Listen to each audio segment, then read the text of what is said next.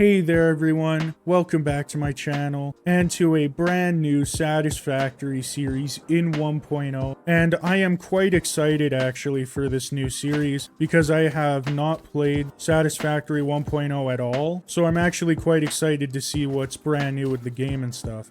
Or I do know what's brand new with the game. I saw the teasers and all the other videos and stuff. But apart from that, I don't really know much about all the new machines and production items and stuff. But I mean, all that's pretty late in the game apparently. So I got a while before I get to that. And the other thing that you can see here is I did choose to spawn in the rocky desert here, as you guys voted for in the poll that I uploaded the other day. And so actually, since we spawned in the rocky desert here, I actually do have a main base spot that I do like to set up in when I do spawn in the rocky desert. So I'm just gonna go ahead and make my way over there.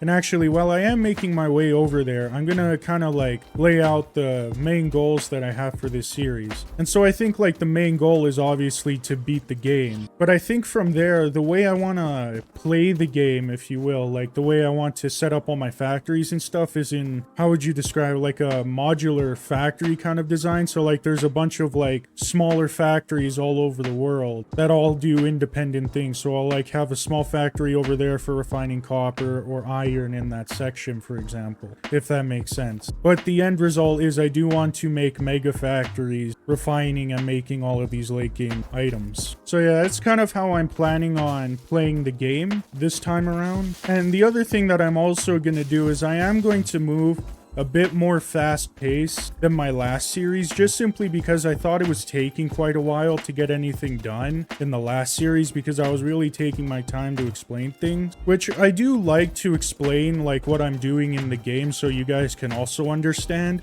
but I'm not going to explain it in great detail like I did last time. And I am going to skip over a few things if that also makes sense. Alright, then now I've made it to my base location here that I've picked for this series. I'm going to go ahead and set up the hub. And the one thing I've actually noticed is the hub is taking 20 iron ore instead of the hub piece that they usually give you, which is interesting. So if I go ahead and just place the hub down, I can now go ahead and see what the tiers are going to look like. Oh wow, so they've actually changed the whole menu screen and everything here too, which is interesting. But yeah, it seems like tiers 1 and 2 seem to be the same. Tier 1 is pretty much the same with base building, logistics, and field research. Tier 2 seems to also be pretty much the same. And also the other thing too that I just noticed is they changed the inside of the hub here, which I knew they were gonna make modifications to the toilet flushing and whatever I saw on the Coffee Stain YouTube channel a while back, but I didn't know they were gonna change everything else in here too. And apparently there's character customization too. You can have a big head too and everything. That's pretty cool actually. I'm gonna have to mess around with that off camera later. But I think for right now, I am gonna go ahead and set up some portable miners and unlock tier 1 so I can go ahead and get some base building going. Alright, so I did some work here on the base and I did unlock everything in tier 1 here. And so the work that I did do is I did build up a bit of a platform up there just to kind of see what shape I want the base to look like. And so as far as the factory layout, it's going to be very similar to the one in my last series. So if I just go up to the factory floor here, you can see that I have the storage room in kind of a same configuration as last time. And I'm still trying to figure out how I should set up all the constructors and assemblers and stuff here. But the general idea is that it's going to have kind of a similar layout to my last factory in my last Satisfactory series. Apart from that, I did set up a quick little temporary production line down here just to build up iron plates, iron rods, and screws. And also for the screws, I did find the alternate recipe that uses iron ingots. So that's kind of what I'm doing for screws right now, which is really helpful early game too, as I did mention also in my last series. Also down kind of over there, not too far away, there is a copper and limestone node over there And I do also have those set up too temporarily with copper wire being made and concrete. And I also do have everything wired up and ready to be turned on. And also the other really cool thing that I did notice when building the biomass burner here is that there is an intake, like a belt intake in the back here, which means instead of manually having to put like biomass or whatever into it by hand, I can just have conveyors going into it now, which is super cool because which means the only thing I have to do manually is I just have to go out and grab the leaves and wood to be turned into biomass, which again is really cool. But for right now, I'm just going to go ahead, connect the rest of the base here up to the power. And now I should be making iron plates, iron rods, copper wire, and concrete, just some beginner stuff to make things a bit easier on myself. And so already, as you can see, the iron ore is already being fed into the smelters here, being turned into iron ingots, and they're already being split off into the different constructors and stuff, which is really good. But yeah, I think from here I am gonna go ahead and set up the factory layout, like how I want all the different constructors and assemblers to be laid out. And like I did say earlier, I do want it in a similar kind of design as my last factory in the last series, just because it worked well. The only thing that is going to be challenging though is I don't have the conveyor chutes yet, or like the floor holes or anything, so getting the conveyor lifts up and down is going to be quite interesting, at least for now until I get the conveyor floor holes. But anyway, what I think the factory layout is going to be is I'm going to have all of the iron stuff kind of like laid out all along here, and then I'm gonna have the assemblers kind of shooting off this way. Or no, that won't work too well either because the copper is coming in from over there. So this is gonna be quite interesting how I'm gonna figure out how to do this. But yeah, so far the main thing that I'm trying to go for is I want the, call it conveyor highway going into the storage room to be kind of like the central piece, or like centrally located, and everything is kind of built around it. So I think once I unlock Logistics Mark II, which will give me the like stackable conveyor things, I think I'll get a better picture of where I want all the constructors and assemblers to be. So yeah, I think from here I'm gonna go ahead and unlock some of the stuff in tier 2 and set up some of the constructors and assemblers up here and see if I can get any of it to work or not. And yeah, so I did end up figuring it out in the end. And so I did have to make a few modifications here to the actual layout of the base here. So the first thing was I made it a lot wider on both sides, because the way it was before, it was not wide enough to fit all of the iron constructors. So like the screws, the iron plates, the iron rods, and all that stuff. So I had to expand it out a little bit that way so I could add some more stuff regarding the iron. So like the modular frames, for example, I'm going to put that production line over there. And then I expanded it out this way a few foundations here for the copper production lines here as well. So for like wire and cable, and then those two over there will eventually be copper sheets. And yeah, so that's kind of how I have designed the factory up until now. And the other thing you can also see is I did end up making the belt highway pretty centrally located. And actually my favorite part of all of this is actually how I'm smelting all of the iron. So if I go down here, you can see that before, the old smelting setup I had was just some like foundation setup with a few smelters. But now if I go up, you can see that I have built out an entire level below the main factory here just for smelting iron here. And also the way I am getting the iron through the floor here, as you can see, is pretty simple. Actually, it's kind of funny. So since I don't have the floor holes, I just deleted the foundation here, brought down the conveyor, and then just added the foundation back. Now, this isn't permanent. This is temporary until I get the floor holes, but this is just a way of attempting to make it look nice in the meantime. But yeah, so the way the smelting setup I have working is this production line here is making 120 per minute, which goes up and is feeding pretty much all of the machines except the two at the very end. And this is where these smelters come in, because these smelters are going to be feeding all those machines at the end. Now, there are only 2, but eventually it is going to feed the modular frames and the smart plating and possibly more. But that's pretty much the plan for that. And also the power situation is actually pretty cool too. So I mentioned earlier that the biomass burners now have these intakes for conveyor belts to go into.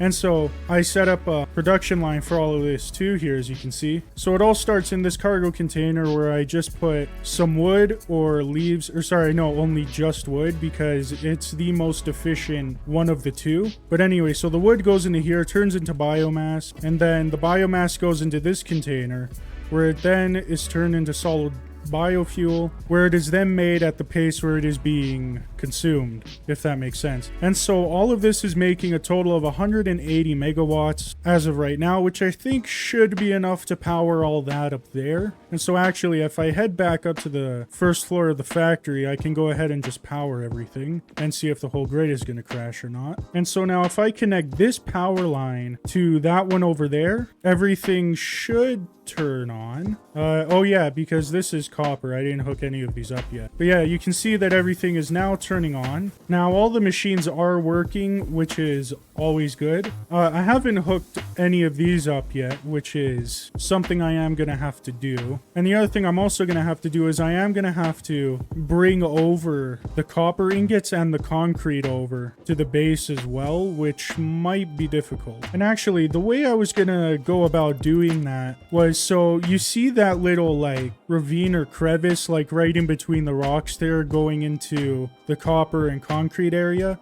So my plan was I would have a small conveyor highway coming out of there and leading into the base, where I would then run the copper ingots up and behind there where the iron ingots are to feed the copper machines. And then I'll just have the concrete going straight into the base and onto the conveyor highway and going straight into a cargo container. So that's kind of like the abbreviated way of how I want to do that, which I think it should work the way I think it should. I mean, it is a pretty straightforward and simple plan. The one thing though is I am going to have to redesign the smelting setup for both the copper and concrete, because right now they're very like temporary. They're just kind of placed wherever. So yeah, that's a ton of stuff I have to get done. And yeah, so I am just gonna basically be working on that now for the next couple hours, just trying to get over the copper and concrete over, and also belting up the other constructors over there into the storage area.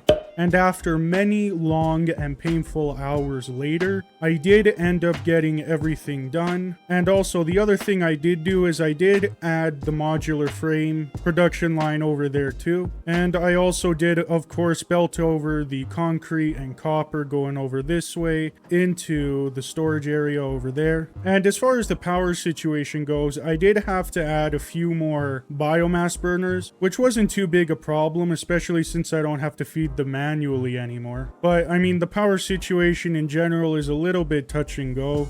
Actually, if I just get to a power line, I can show you. So yeah, you can see here that there's not a lot of headroom to add more machines or anything. Actually, you know what? I think there is just enough headroom to add the smart plating production line to unlock phase 1. Or sorry, to complete phase 1 in the space elevator. And that's the other thing too. I'm gonna go ahead and build the space elevator now. And I think I am just gonna place it down somewhere like over there. Just temporarily anyway. Like I'm not gonna do anything permanent with it yet. And so that now I am over here, I can just go ahead into the special menu here, grab the space elevator and just kind of put it down something like that, if it'll let me. There you go. So just place it down something like that. And also the other really cool thing that I did notice is that Satisfactory has achievements now on Steam, which is also really cool. And I always love seeing this animation. I think it's really cool just seeing the huge space elevator just come down and attach to the planet like that.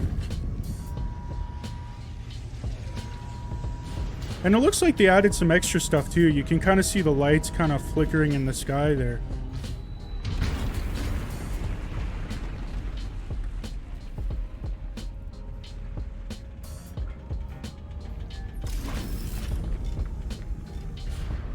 And there you go, that now it is all fully set and everything. You can see that phase 1 here is just going to take 50 smart plating like it did last time, which, like I said before, shouldn't be too difficult because I think all it takes is some reinforced iron plates and some screws, I think. Or sorry, rotors. But yeah, this shouldn't be too difficult, especially since I'm making a ton of extra iron ingots on that second node over there. And I have an entirely third node that I'm not even using. So I think I should be fine to make up the smart plating. Although actually, if I head back up to the factory, I actually don't have enough room to add any more like constructors or assemblers on the one side of the factory here. So what I'm gonna have to do is I am gonna have to add it to this side of the factory, which is fine. I mean, like, I was planning to have machines on this side of the factory. Just the only logistical problem is getting the iron from over there to over here. And the reason why that's a challenge is because I have the huge belt highway here just going straight through the middle. So what I might have to do actually is if I go down to the smelting level here, I think what I'm gonna have to do is I'm just gonna have to put a splitter somewhere along here and split it off going upwards to this side of the factory, which shouldn't be too difficult. I mean, the line is already here. All I have to really do is just add a splitter and elevator going up that way, so that should be fine. And also, I did unlock everything in tiers 1 and 2, except for the jump pads. I mean, for no other reason than I think they're just kind of dumb. But yeah, essentially I've unlocked everything in tiers 1 and 2. So I think what I'm going to do is I am going to build a smart plate production area up in the factory over there, unlock phase 1, and then I think I'm gonna call it a day because I have done a lot in today's video. I mean, this is essentially videos 1 through 3 in my last series, what I've done in one video. And also, it just occurred to me on a totally separate note here, the MAM. I've noticed that they changed a few things aesthetically with it, which looks super cool. And also, I noticed that they added some new research trees too for like classified phenomena over here, and then an unknown material. Actually, the unknown material might just be Caterium, that now I think about it, but I do know they added some sort of like alien ore or something that's used like way late in the game. But anyways, what I think I'm gonna do now is I am just gonna quickly set up a smart plating area up on the factory, make 50 smart plating, and then unlock phase 1 and then call it a day. And just like that, I did build a production line for the smart plating, and I did AFK for a while, so I do have enough smart plating to unlock the next phase inside the space elevator. And so if I just go into the storage container here, I can just go ahead and grab my stack of 50, put it in the space elevator, and then head over to the hub and see what I unlock in phase 2. And so now that I'm in the space elevator, I can go ahead, do that, load it, and then seal it. Oh, they've changed the animation for this. Before it was like a little box on the bottom, but now it looks like a cylinder. So that's quite interesting, actually. Also, on a total separate note, I also like how they did the ADA thing or whatever. I think that's also pretty cool how it just pops up and it'll tell you different stuff. And so now that I send it like that, oh, you can see the space station up there that the space elevator is connected to. That's pretty cool.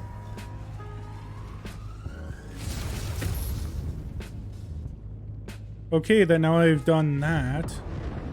Wow. Oh, look at that, and it expands too. Phase 1 of project assembly completed. This is only the beginning of project assembly. Whoa, that's actually pretty cool. Saving the day. You have performed adequately so far. Reminder, not only is Fix-It saving humanity, it is saving all of Earth, including kittens and puppies. Look at that, and it keeps going too. That you appreciate the continued existence of kittens and or puppies. Continue the work for their sake. Continue the work for Fix-It. It is time to start the work on phase 2 of project. Okay, that's pretty cool, actually. If that's gonna happen for like each phase, so like I unlock phase 2 and that's gonna happen again, that's actually pretty cool. Anyways, though, if I head to the hub now, I can actually see what I unlocked in phase 2, which I think is all pretty much just the same stuff, but they did change a bunch of stuff, so I'm not sure about that. So I just go ahead and go to tier 3 and tier 4. So co-power unlocks pretty much the same stuff. Vehicle transport, basic steel production. Tier 4 is also pretty much the same, although it's Blueprint Designer Mark 1, which is interesting. I thought there was only... That's implying that there's there's more, like they get bigger or something, which is interesting. Actually, that would be super cool if they had bigger blueprint designers, because that would mean you can build like bigger blueprints and stuff, if that makes sense. And that would be pretty cool. But honestly, apart from that, it all looks pretty similar and routine. So yeah, in the next video, I'm gonna get into more depth with coal power, steel production, maybe even getting some blueprints going. The other thing that I also want to kind of do in the next video is I do want to kind of get into the story a little bit. And what I mean by that is I want to find some of those like sphere looking things, or the weird S looking things, or even the alien ore or whatever, and researching it in the MAM and seeing what that unlocks as far as production goes, and seeing what it does to the overall kind of like story arc of the whole game. But yeah, apart from that, I think that's about it for today's video, guys. And I really hope you did enjoy today's video. I know I did. And if you guys would also like to like and subscribe to my video and to my channel, as it really does help me out a lot. And yeah, thank you for watching today's video, and I'll see you guys in the next video. Bye.